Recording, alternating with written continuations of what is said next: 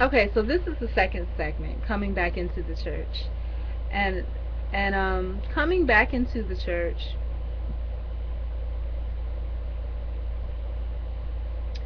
coming back into the church, greeted at the door by a lady. I basically went in, and I had a lot of turmoil about whether to go back in or not, because I was like, okay, I'm already feeling these negative vibes and whatever.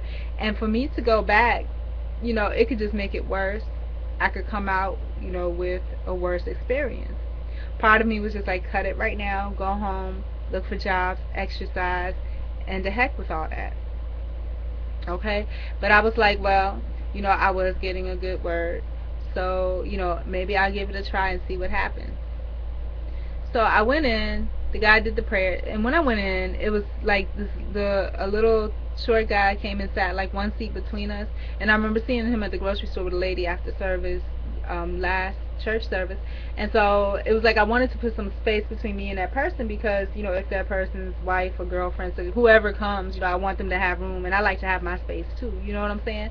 So I moved down to see, and then I was like, okay, I hope they're not thinking that I'm being rude or whatever like that. But then I was like, I need more room than that. But if I moved down another seat, I would be like in direct, like there was an open space, and I don't like when it's open, like you see all of the pastor sees all pastor, minister, whoever, mistress, whoever sees all of me, and I see all of them. It's just too much information, So it's just uncomfortable for me. So I moved to the seat behind me, and I moved to the edge because there was a big guy sitting in the seat behind me. When I moved to the seat behind me, he moved. I mean, it was just crazy. He moved all the way to the back, and I'm like, okay, so now either I spooked him, or he saw that I moved from where I was sitting at before, and maybe he think I was trying to sit closer to him, or maybe, he thought I was rude to the guy that was sitting there, so he was trying to give me some of my own medicine.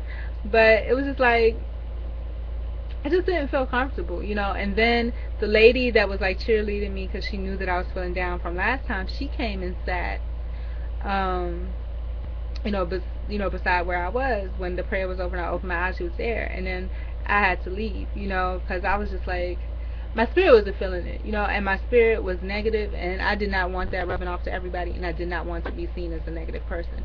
I think what I should have done was trust my instinct. I go by rules and regulations too much, by what people say. I should have left after the first portion.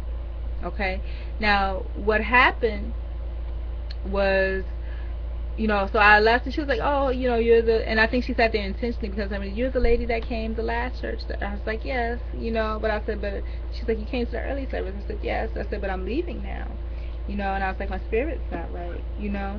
So I was leaving, I was going out the door, and there was this big guy at the door, and, and I forgot what this exchange was exactly, but basically what it summed up to was like, you're leaving? I was like, yes, I'm leaving. And then somebody else said something, and I was like, my spirit's not right, I have to go, you know. So I was leaving, and then the other lady, older lady, caught me, and she was just like, he was like, don't go. And then she caught me, and she was like, the only reason she stopped me because she heard him say don't go, you know.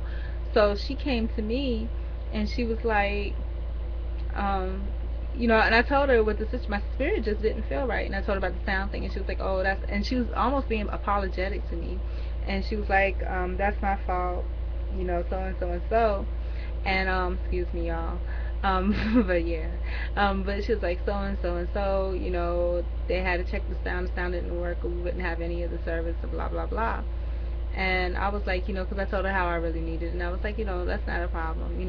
And then I was explaining to her about what happened with the guy across the street, and I was like, was I being rude? Because I would feel like such a hypocrite, if, what I'm saying? Like, first, I couldn't even hear the word, for one, rude people.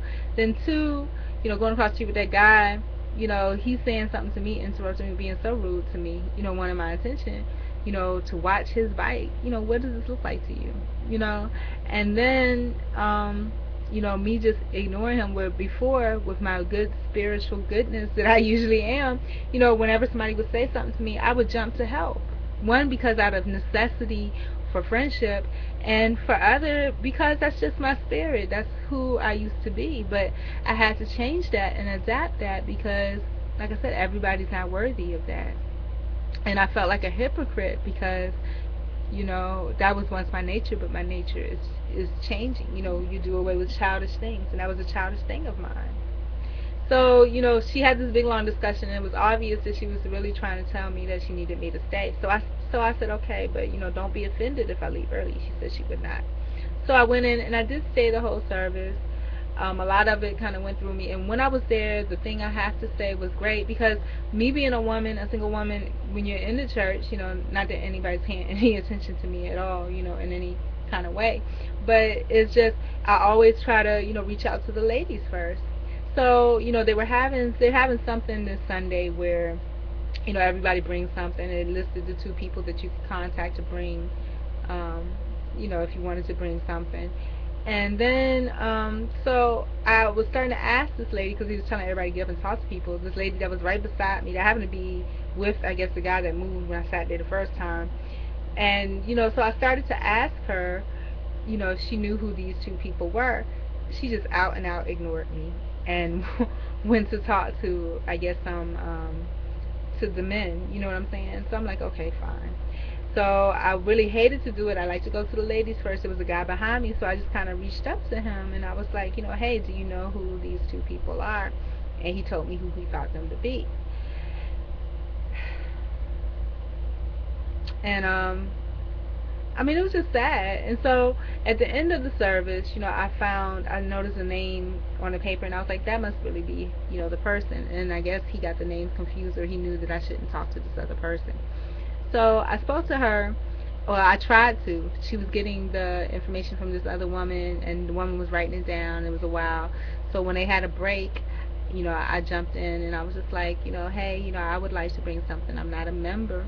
What I would like, I know they said you had to have it today, what you wanted to bring. But I'm not sure. What I wanted to do was, like, if you're gonna be here on Thursday, I could bring something and you can try it and see if you like it. If you like it, then I'll bring it on Sunday. And she was like, well, so I said, would you do that or not? And she was just like, well, you could bring some eggs, bring 2 dozen eggs, and we can scramble them right here. And I'm just like, that's not what I said. She just made it into something just completely off the wall and different. She didn't even make eye contact with me. As a matter of fact, for me to even get to that point, after I said that, she was ignoring me. She was watching the woman write her stuff down. Then after she finished watching the woman write her stuff down, I figured, okay, maybe the lady had said something, so I just silenced myself. But the woman hadn't said nothing. Then another lady came over and, started pushing all of these issues with her, just completely ignored. I'm like, I've been standing here forever patiently, and I'm not standing here just for my own health. So I'm just like, wow, really? And sometimes when people are that atrociously rude, like the legal system is atrociously rude, when people are that atrociously rude, it's just like I just step back and I don't say anything and I just watch, because I have to let it digest in my system that this person is actually that oblivious and that rude. And once again, not being a member of the church and not wanting to be a member of the church, because that's a whole bunch of propaganda to me anyhow.